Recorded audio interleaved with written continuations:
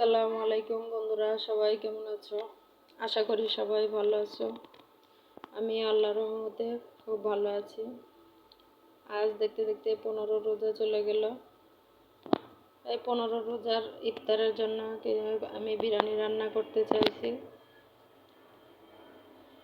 বিরিয়ানির জন্য আমি আজকে চিকেন বিরিয়ানি রান্না করব। তাই বাজার থেকে একটা মুরগি নিয়ে আসলাম। সেই মুরগিটা কেটে পিস করে নিয়েছি।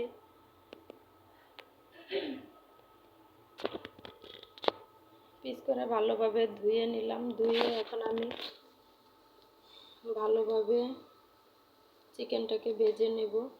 ভেজে একটু লাল লাল করে নেব। লাল লাল চিকেনটা যদি ভালোভাবে ভেজে নিই তাহলে একটু শক্ত হবে। বিরিয়ানি রান্না করলে সুন্দর আস্ত হয়ে থাকবে। আর সাথে 4টা আলু নিয়েছি। আলুগুলো টুকরো করে কেটে নিয়েছি।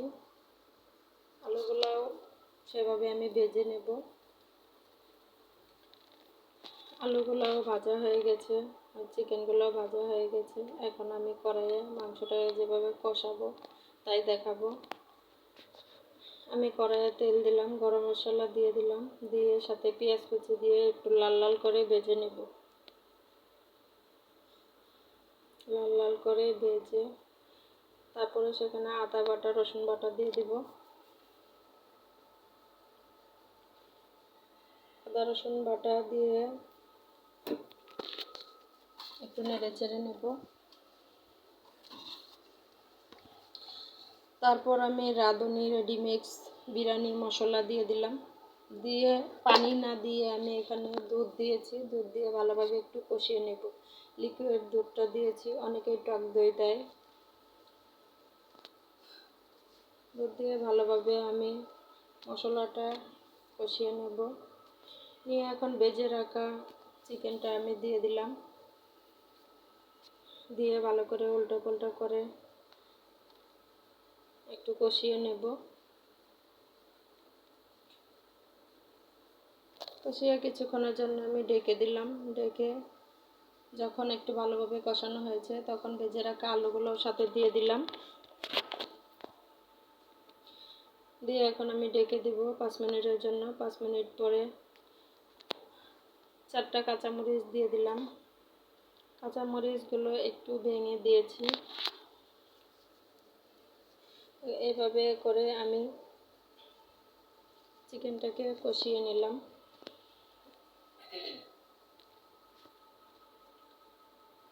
এভাবে আমি কষিয়ে রেখে দিলাম। এখন আমি একটা পাতিল নিলাম, একটু বড় সাইজের পাতিল নিয়েছি, কারণ আমি 1 কেজি চাউল নিয়েছি আর 1.5 কেজি মুরগি নিয়েছি, তাই সামান্য একটু বড় পাতিল নিয়েছি। পাতিলের মধ্যে আমি পোলাও যেভাবে রান্না করে এইভাবে করে চাউলটা ভেজে নেব।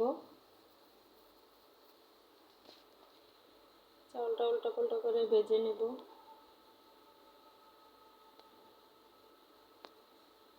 দিয়ে দিলাম সামান্য একটু লবণ, দিয়ে আমি উল্টা পাল্টা করে নেব। উল্টা পাল্টা করে আমি পরিমাণ মতো পানি দিয়ে দিলাম। বন্ধুরা, যদি আমার ভিডিওটা ভালো লাগে অবশ্যই তোমরা লাইক সাবস্ক্রাইব করে দেবে। তোমরা একটা লাইক দিলে আমার আরও উৎসাহ বাড়ে, একটা সাবস্ক্রাইবে উৎসাহ বেড়ে যায়। তাই তোমরা অবশ্যই লাইক সাবস্ক্রাইব করে আমার পাশে থাকবে। আমিও তোমাদের পাশে থাকবো ইনশাল্লাহ। দেখো, এদিকে আমি কষানো মাংসটাও দিয়ে দিলাম সেই পোলাওর মধ্যে। দিয়ে আমি উল্টা পাল্টা করে ভালোভাবে মিশিয়ে নিয়েছি।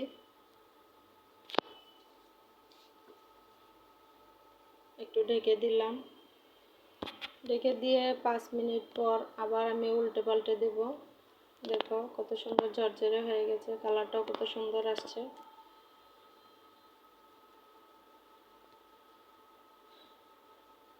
এটা এভাবে আমি রান্না করে নিলাম। যদি ভালো লাগে অবশ্যই তোমরা সাবস্ক্রাইব করবে, আমার পাশে থাকবে।